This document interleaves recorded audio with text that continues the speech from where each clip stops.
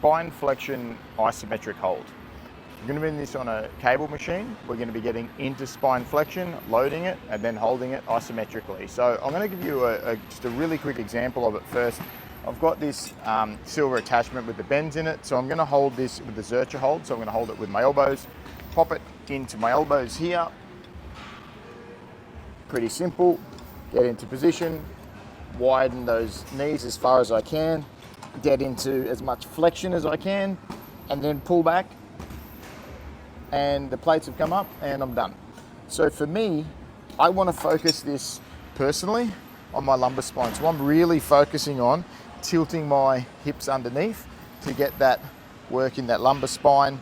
If I wanted to work sort of a little bit more up, depending obviously on what you're focusing on in this particular exercise, you could do this with more of a straighter sort of lower back, a little bit more upright, and then just get more flexion in the thoracic to sort of feel it there. But sort of play around with it, get the position that you're comfortable in, get to as much flexion as you can.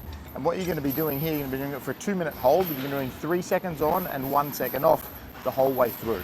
So what I like to do is get the bench as close as I can, well, to the right setup, I should say. I get into this position, and now for my hold, I'm going to lift up. Just notice I've lifted up, hold this for 3 seconds, drop it down, come up,